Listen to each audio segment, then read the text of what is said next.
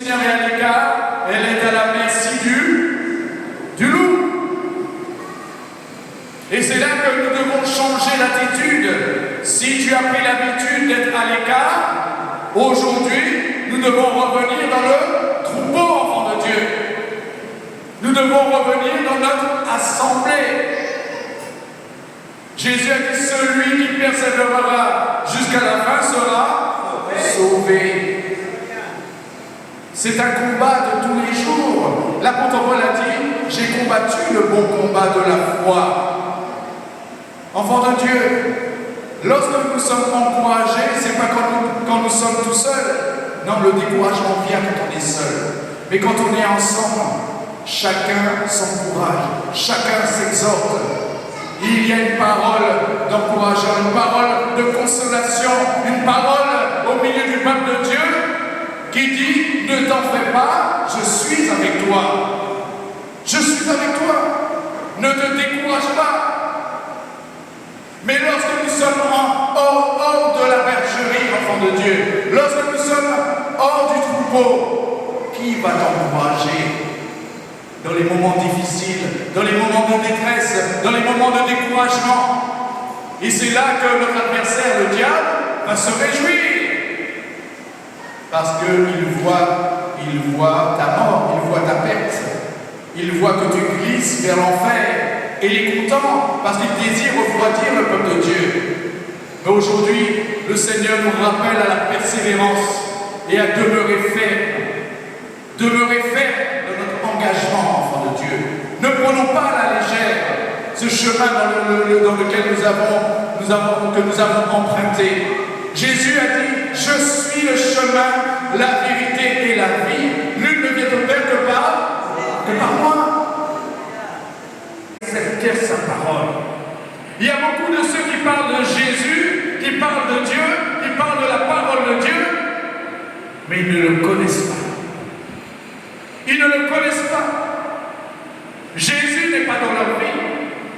Parce que ceux qui ont accepté Jésus, ceux qui marchent avec Jésus, sont baptisés par l'immersion. C'est regretter devant Dieu son péché. Je te demande pardon, Père, car je reconnais que j'ai péché. Je reconnais que, Seigneur, je n'ai pas fait ce qui est droit devant toi. Je me repens et aujourd'hui je t'accepte comme mon Seigneur et Sauveur. Je veux me faire baptiser. Voilà simplement cela. Et c'est là la grâce de Dieu. Et beaucoup ont été transformés en se repentant devant le Seigneur, en obéissant, en donnant leur vie, en s'engageant avec Dieu par les eaux du baptême.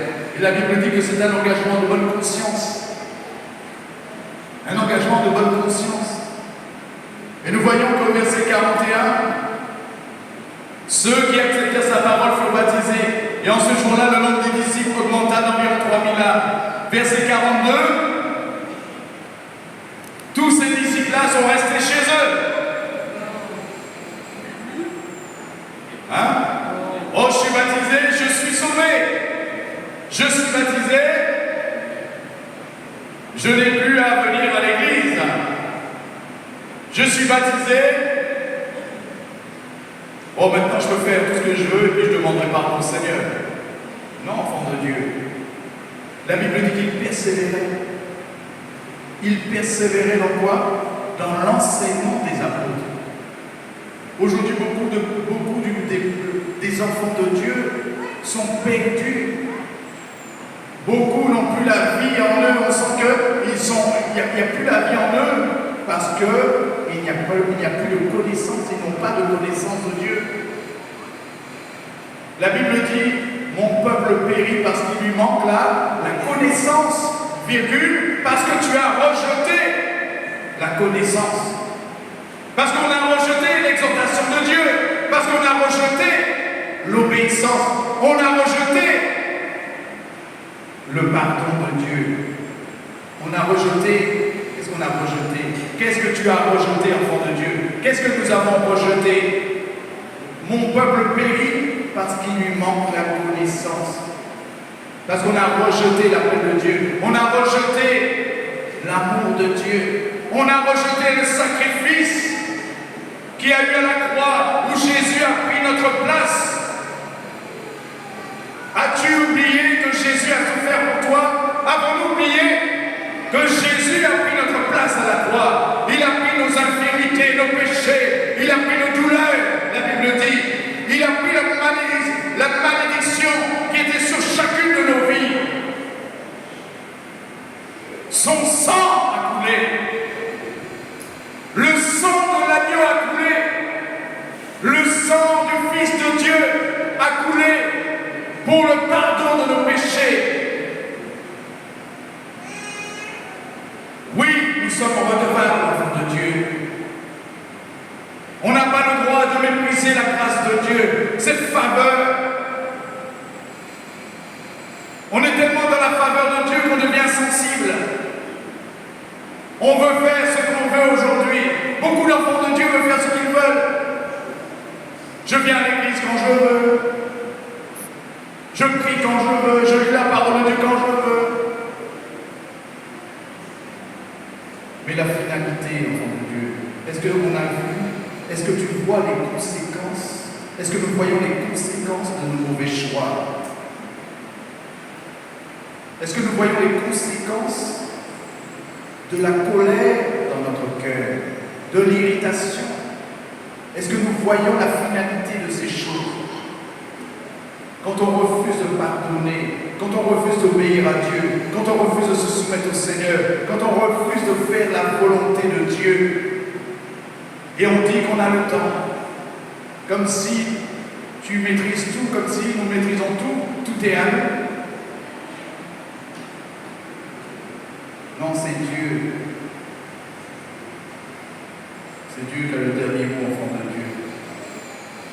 Aujourd'hui, on doit sortir de la négligence. Ils veulent faire ce qu'ils veulent. Ils ne veulent pas se plier à la parole de Dieu. On refuse d'obéir. On a toujours des raisons. Mais devant Dieu, quelle raison va tenir devant le Seigneur? Quel prétexte vais-je dire?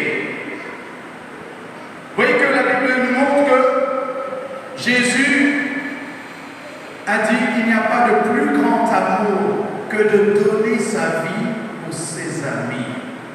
Il n'y a pas de plus grand amour que de donner, de se sacrifier.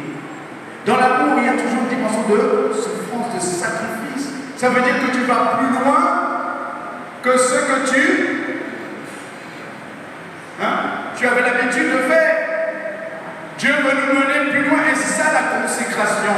Se consacrer au service de Dieu, se donner à Dieu, se mettre au service de la consécration.